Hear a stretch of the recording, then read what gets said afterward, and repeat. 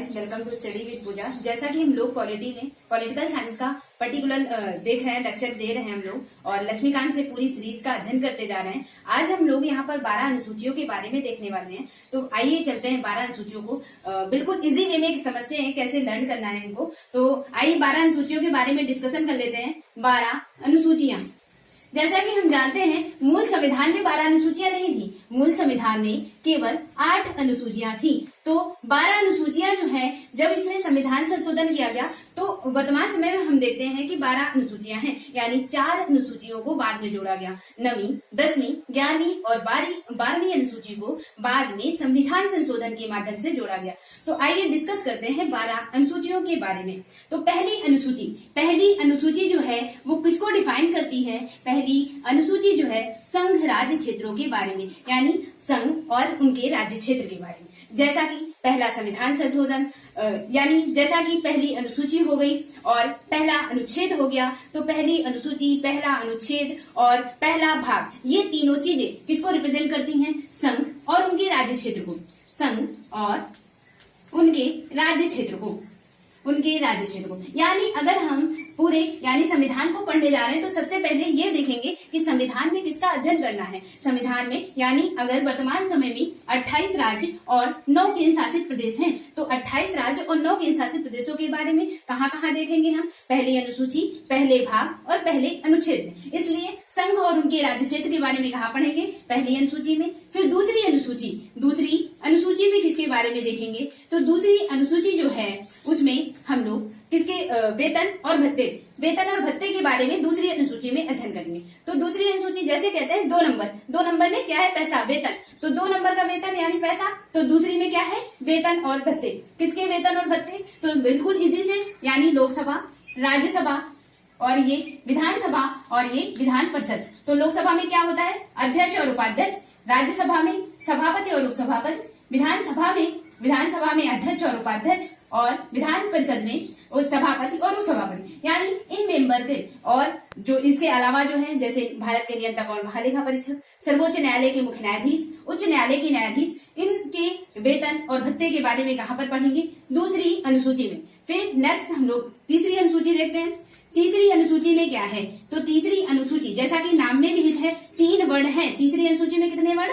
3 word हैं। तो इसी तरह तीसरी अनुसूची में इसको सेम राइमिंग से, यानी तीसरी अनुसूची में 3 वर्ड और शपथ में भी 3 वर्ड, यानी तीसरी अनुसूची में शपथ पढ़ेंगे। किसकी शपथ पढ़ेंगे? जो ऊपर आप दूसरी अनुसूची में देख कर आए, यानी लोकसभा, राज्यसभा, इसको क्या कहेंगे? संसद। यानी संसद हो गया। संसद में कौन कौन? लोकसभा, राज्यसभा और विधानसभा और विधान परिषद। ये कहाँ पर? ये राज्य विधानमंडल में, यानी कह सकते हैं संसद और राज्य विधानमंडल के सदस्यों की शपथ। और शपथ के बारे में, यानी यहाँ पर सर्वोच्च न्यायालय के मुख्य न्यायाधीश और उच्च न्यायालय के न्यायाधीश, इनकी शपथ के बारे में देखेंगे। कहाँ पर देखेंगे? तीसरी अनुसूची में। उसके बाद चौथी अनुसूची किसको रिप्रेजेंट करती है? चौथी अनुसूची। तो चौथी अनुसूची में हम लोग राज्यसभा सीटों का आवंटन दिया गया है, यानी चौथी अनुसूची में क्या है? राज्यसभा सीटों का आवंटन। जैसा कि हम देखते हैं कि राज्यसभा की सीटें कितनी? 245, जिनमें से 12 जो है 12 सदस्यों का मनोनयन राष्ट्रपति द्वारा किया जाता है और जो 233 सीटें हैं, बची 233 सीटें वो राज्यों से चुनी जाती है, केंद्र शासित प्रदेशों से। तो यानी राज्यसभा सीटों के आवंटन, कैसे सीटों का आवंटन होना है, वो किस अनुसूची में देखेंगे? तो वो चौथी अनुसूची में। याद कैसे करना है? सभा, किसकी सभा? 4 लोगों की सभा। तो 4 लोगों की सभा, यानी चौथी अनुसूची में सभा। तो चौथी अनुसूची में क्या है? राज्यसभा सीटों का आवंटन। तीसरी में 3 वर्ड और 3 वर्ड शपथ में भी। दूसरी में 2 नंबर क्या है? 2 नंबर का पैसा, वेतन, यानी 2 नंबर में पैसा, 2 नंबर का पैसा। तो इसको कैसे? दूसरी अनुसूची में वेतन और भत्ते। पैसा मतलब वेतन और भत्ते। पहली में संघ और उनके राज्य क्षेत्रों के बारे में। ये हुई 4 अनुसूचियां। उसके बाद पांचवी अनुसूची। पांचवी को कैसे लिखोगे? अगर ऐसे लिखोगे, पांचवी को एज ए नंबर ऐसे लिखोगे, तो इसको अगर इंग्लिश वर्जन में इसको हम ऐसे पढ़ सकते हैं। तो यानी SC और ST रिजर्वेशन किस अनुसूची में है? पांचवी अनुसूची में। अनुसूचित जाति और अनुसूचित जनजातियों के नियंत्रण और प्रशासन के बारे में किसमें है? पांचवी अनुसूची में। छठी अनुसूची में क्या है? छठी अनुसूची। तो छठी अनुसूची में इसमें SC हटा दें आप, ST जो है अनुसूचित जनजातियों के लिए। तो छठी अनुसूची में ST के बारे हैं, यानी अनुसूचित जनजातियों। और कौन कौन सी? तो इसको भी याद करने के लिए जैसे आप क्या याद करें? जैसे आपको AM PM याद होता है। आपको क्या याद होता है? AM PM। तो यहाँ पर आपको याद करना है AM TM, यानी यहाँ पर आपको AM TM AM TM। इस तरह से राइमिंग बना सकते हैं। एक तरह से मतलब छठी अनुसूची में असम मेघालय, असम मेघालय, मेघालय, असम मेघालय, त्रिपुरा, त्रिपुरा और एम से मिजोरम। यहाँ पर मणिपुर नहीं बल्कि मिजोरम याद रखना है। असम मेघालय त्रिपुरा और मिजोरम जनजातियों की आरक्षण यानी आरक्षण के बारे में किसमें है, तो इनके बारे में अनुसूचित जनजातियों के बारे में किसमें है, अनुसूचित जनजातियों के बारे में छठी अनुसूची। कौन से अनुसूचित जनजाति किस राज्यों में, असम मेघालय त्रिपुरा और मिजोरम। ये 4 राज्य स्पेसिफिक कर दिए गए, असम मेघालय त्रिपुरा और मिजोरम। एम से मिजोरम याद रखेंगे, ना कि मणिपुर। और मणिपुर को 8वीं अनुसूची जहां पर 22 भाषाओं का उल्लेख है, तो मणिपुर को वहां पर मेंशन किया गया है, वहां पर मिजोरम नहीं है। 8वीं अनुसूची में जो 22 भाषाएं हैं वहां पर मणिपुर के बारे में है, जबकि मिजोरम नहीं है। जबकि यहाँ पर जब हम छठी अनुसूची देख रहे हैं तो वहां पर हम मिजोरम देखेंगे। तो यानी असम मेघालय त्रिपुरा मिजोरम अनुसूचित जनजातियों के बारे में प्रावधान है किस अनुसूची में, छठी अनुसूची में। अब हम लोग 7वीं अनुसूची देखते हैं। नेक्स्ट जो है वो 7वीं अनुसूची। तो आगे हम लोग डिस्कस करेंगे 7वीं अनुसूची के बारे में। तो नेक्स्ट है 7वीं अनुसूची। तो 7वीं अनुसूची में क्या है, जैसा कि 7वीं अनुसूची इसमें क्या है, तो इसमें तीनों अनुसूचियों यानी तीनों सूचियों के बारे में तीन सूची किसमें है, 3 सूची। कौन कौन सी 3 सूची, संघ सूची, राज्य सूची और समवर्ती सूची। संघ सूची, राज्य सूची और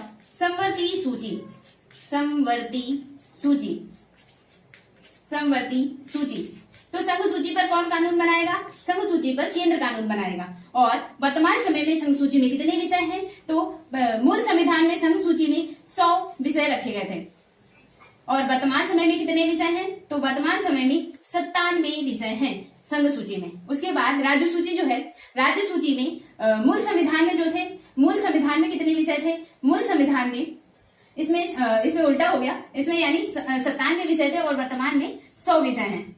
वर्तमान में कितने हैं, 100 विषय हैं। और राज्य सूची में मूल संविधान में जो थे, मूल संविधान में 66 विषय थे और वर्तमान समय में कितने हैं, 61 विषय। उसके बाद आप समवर्ती सूची देखेंगे। समवर्ती सूची में मूल संविधान में 47 विषय और वर्तमान में आप देखेंगे 52। तो याद कैसे रखना है, याद आपको ऐसे रखना है कि संघ सूची यानी 2 में बढ़े हैं, 2 में किसमें, संघ सूची और समवर्ती सूची, यानी इसमें क्या है, पहले से बढ़ गए हैं, यानी 47 से 52। उसके बाद राज्य सूची में आप देखेंगे पहले ज्यादा थे, उसके बाद आप कम कर दिए गए। तो यानी राज्य सूची में पहले 66 मूल संविधान में, उसके बाद 61 विषय है। और समवर्ती सूची में पहले मूल संविधान में यानी 47 विषय और वर्तमान समय में 52 विषय हैं। और संघ सूची में मूल संविधान में 97 और वर्तमान में 100 विषय हैं।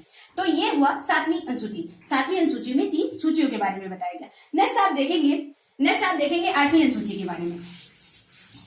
तो नेक्स्ट आप देखेंगे 8वीं अनुसूची के बारे में। तो 8वीं अनुसूची क्या कहता है, 8वीं अनुसूची।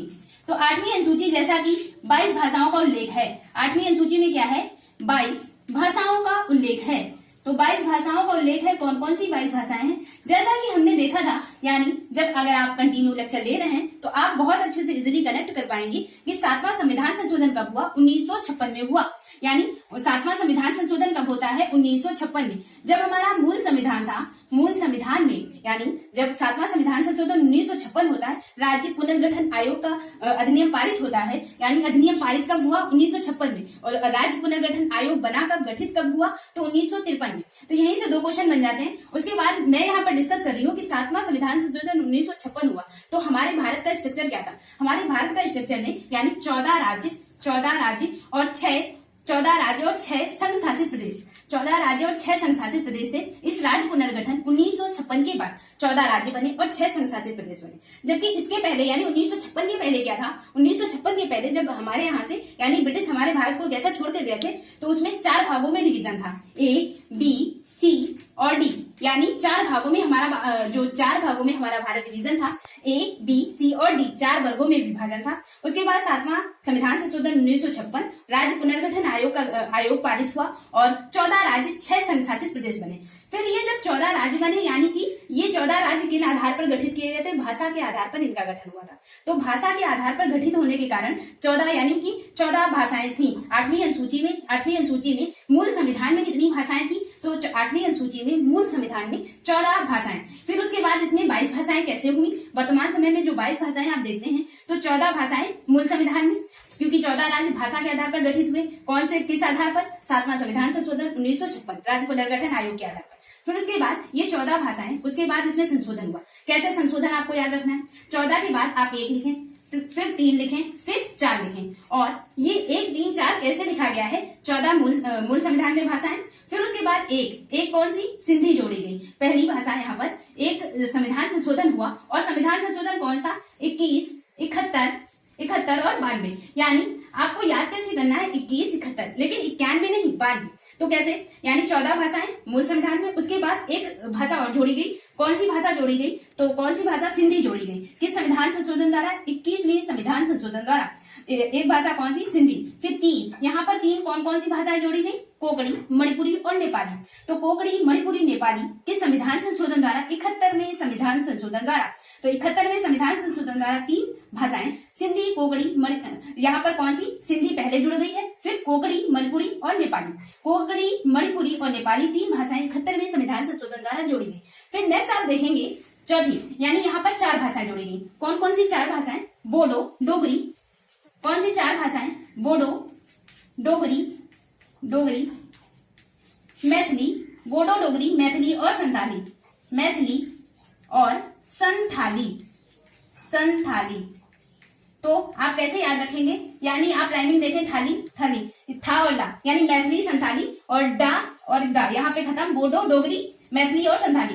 कब 4 भाषाएं जोड़ी गई? ये 4 भाषाएं 92वें संविधान संशोधन द्वारा। तो 92वें संविधान संशोधन द्वारा तो इसमें 4 भाषाएं जोड़ी गई।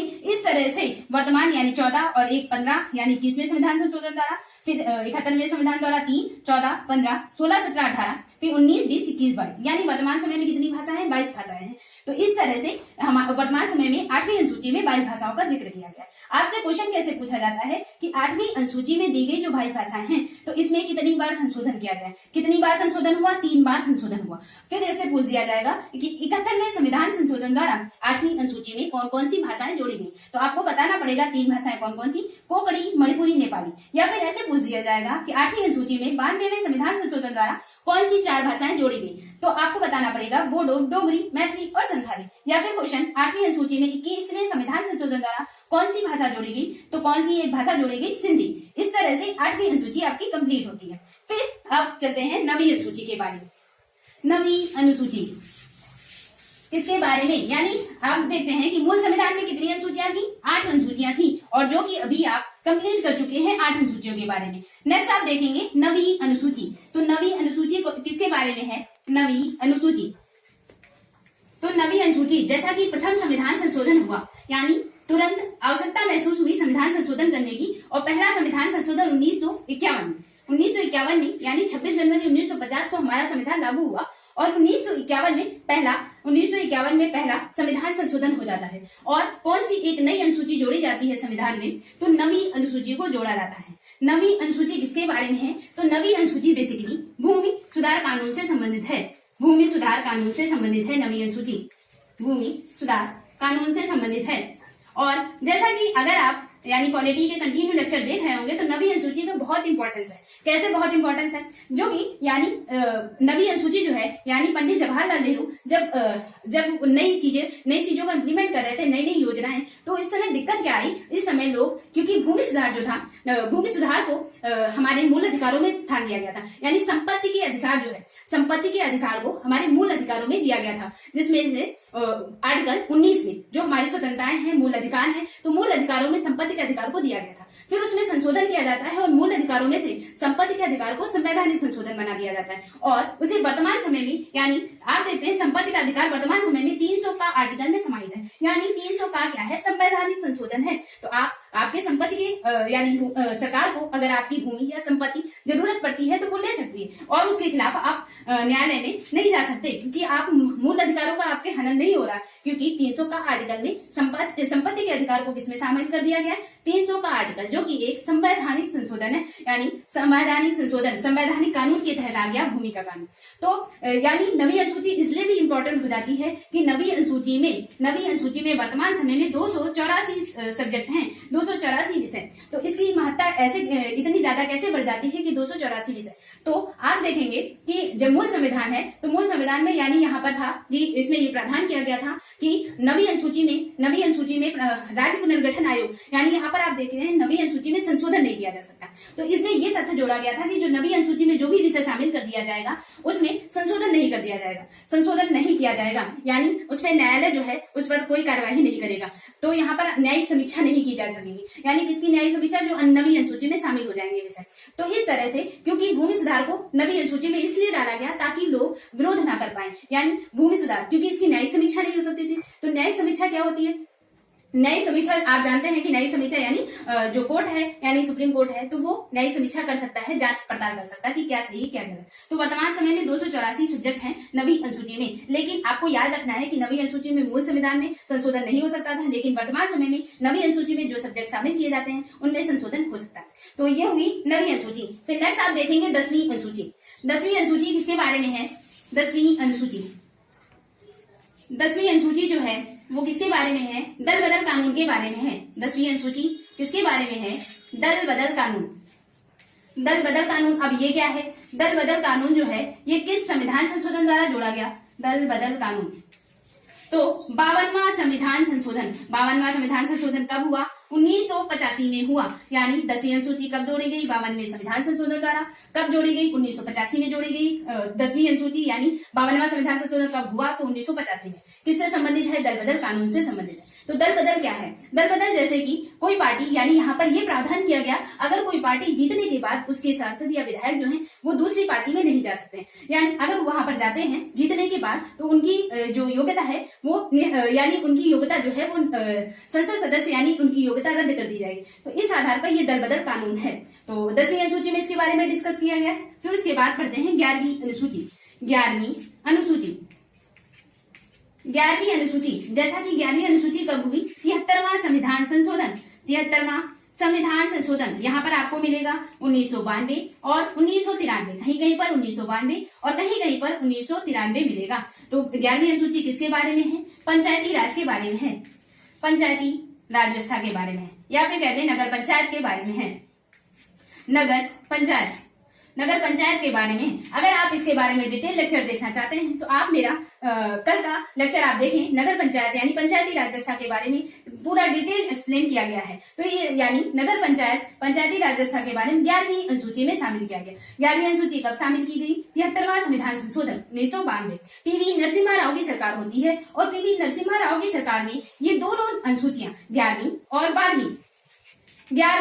12वीं अनुसूची ये दोनों पीवी नरसिम्हा राव की सरकार में जोड़ी जाती है। और पीवी नरसिम्हा राव की सरकार यानी ये 74वां संविधान संशोधन होता है और 74वां संविधान संशोधन ये भी यानी 1993 में। तो आपको अगर 1992-93 या 1993 या यहाँ पर 1993 और 94 जो भी मिलता है आप देख लगाएं कि यहाँ पर ये वेरिएशन क्यों मिलता है, क्योंकि 1992 में ये पारित हुआ और 1993 में ये पूरी तरह से इम्प्लीमेंट किया जाने लगा था। तो इस तरह से कहीं पर यानी 1992 में लोकसभा राज्यसभा से पारित हो जाता है और 1993 में ये अधिनियम बन जाता है। तो इस तरह से कभी आपको पारित वाली डेट मिल जाती है 1992, तो कभी आपको 1993 मिल जाती, तो आप कंफ्यूज ना हो। तो 11वीं अनुसूची कब जोड़ी गई? 73वां संविधान संशोधन। 12वीं अनुसूची जो है 74वां संविधान संशोधन। ये दोनों किसके बारे में है? स्थानीय स्वशासन के बारे में है। तो 12वीं अनुसूची में क्या है? नगर पालिका के बारे में है। 12वीं अनुसूची किसके बारे में है?